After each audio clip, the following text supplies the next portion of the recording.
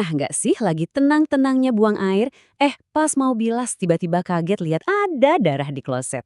Wah, pasti langsung deg-degan kan? Tapi tenang, jangan panik dulu. Walaupun bikin jantungan, kejadian kayak gini tuh sebenarnya umum banget loh, dan biasanya bukan sesuatu yang mengancam nyawa. Coba tarik napas panjang, karena di penjelasan kali ini kita bakal kupas tuntas misteri di balik kejadian ngagetin ini.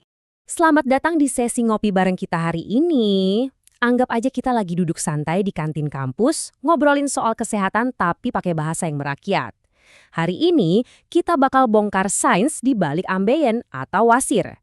Nggak pakai istilah medis yang ribet-ribet, janji deh. Semuanya bakal kita buat simple, masuk akal, dan pastinya trik-triknya bisa langsung kalian praktekin di rumah. Nah, ini dia menu obrolan santai kita. Pertama, kita lurusin mitos dan fakta soal wasir. Kedua, mengenali jenis ambeien kamu.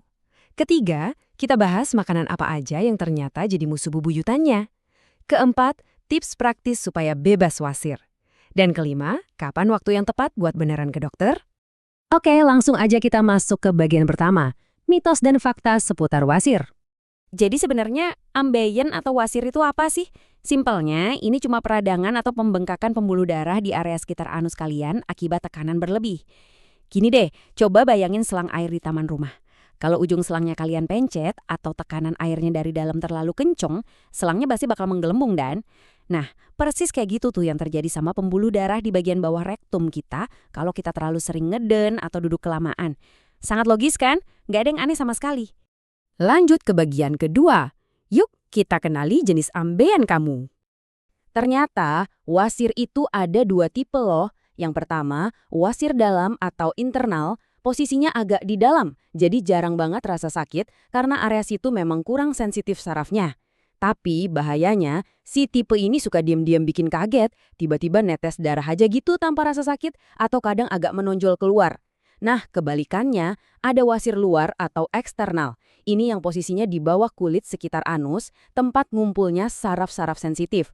Efeknya udah bengkak, super gatel, dan bener-bener bikin nyeri minta ampun apalagi pas kita lagi duduk. Khusus buat yang wasir dalam, ada 4 tahapan nih. Coba bayangin wasir ini kayak tamu tak diundang di rumah kalian. Tahap 1, tamunya masih anteng di dalam rumah. Tahap 2, pas kalian ngeden, tamunya mulai ngintip keluar pintu, tapi masih tahu diri buat masuk lagi sendiri. Tahap 3, nah ini tamunya mulai bandel. Dia keluar dan gak mau masuk kalau nggak kalian dorong pelan-pelan pakai jari. Terus tahap 4, tamunya benar-benar nyangkut di luar beranda dan nolak masuk sama sekali. Kalau udah di tahap ini, pastinya udah kerasa nggak nyaman banget. Sekarang kita masuk ke bagian ketiga, makanan yang jadi musuh bebuyutan wasir. Catat ya, ada 5 pantangan makanan yang harus diwaspadai. Tepung olahan kayak roti putih, produk susu, makanan pedas, daging olahan kayak sosis, terus goreng-gorengan, dan makanan yang asin-asin. Kenapa sih mereka ini jahat banget buat wasir? Alasannya satu, mereka miskin serat. Tanpa serat, sisa makanan di usus kita jadi keras dan susah keluar. Akhirnya apa? Kalian terpaksa ngeden lebih keras di toilet dan selang air kita tadi makin bengkak deh. Terus kalau makanan pedes, emang sih bukan penyebab utama. Tapi sisa bumbu pedes itu bisa ngelewatin wasir yang lagi bengkak. Kebayangkan sensasi terbakarnya? Perih banget pasti. Terus solusinya apa dong? Gampang dan alami banget. Cukup perbanyak asupan serat dari gandum utuh, buah-buahan, sayuran, dan wajib banget banyak minum air putih. Serat dan air itu duet maut buat bikin tekstur sisa makanan jadi lebih lembut. Tapi ada catatannya nih, kalian harus nambahin seratnya pelan-pelan ya, bertahap aja. Kalau langsung banyak, nanti perut kalian kaget dan malah jadi kembung. Oke, masuk ke bagian keempat. Tips praktis supaya kita bebas dari wasir. Dengerin baik-baik ya, toilet itu bukan perpustakaan atau tempat asyik buat main HP. Duduk kelamaan di kloset itu ngasih tekanan gravitasi ekstra ke pembuluh darah kalian. Jadi, aturannya, jangan ditahan kalau udah mules, tapi juga jangan dipaksa ngeden keras kalau emang belum mau keluar. Sebagai gantinya, coba disediain bangku kecil buat pijakan kaki kalian pas lagi duduk di kloset. Posisi agak jongkok ini secara anatomi bahkan meluruskan saluran pembuangan kita, jadi semuanya bisa keluar mulus tanpa perlu tenaga dalam. Kelihatannya sepele, tapi ini beneran ngebantu banget. Kalau kalian lagi ngerasain nyeri yang lumayan mengganggu, cobain deh metode sitz bath atau rendam duduk. Caranya gampang, siapin air hangat di ember ceper atau baskom khusus kira-kira tingginya 3-4 inci aja. Terus kalian duduk dan rendam area bawah selama 15-20 menit. Lakuin ini 2-3 kali sehari ya. Air hangat ini juara banget buat ngerelaksasi otot cincin anus dan ngelancarin aliran darah supaya cepat sembuh. Tapi ingat satu hal penting, abis itu keringinnya ditepuk-tepuk pelan aja pakai handuk lembut, jangan digosok. Selain air hangat, kita juga bisa pakai bahan-bahan alami di rumah. Gel lidah buaya murni itu bagus banget loh buat ngurangin peradangan. Terus kalau lagi bengkak parah, coba kompres pakai es batu yang dibalut kain selama 10-20 menit. Ini ampuh banget buat bikin kebas dan redain rasa sakit sejenak. Buat kalian yang suka pengobatan tradisional, minum air rebusan daun jambu muda atau pisang batu juga dipercaya turun-temurun bisa bantu proses pemulihan.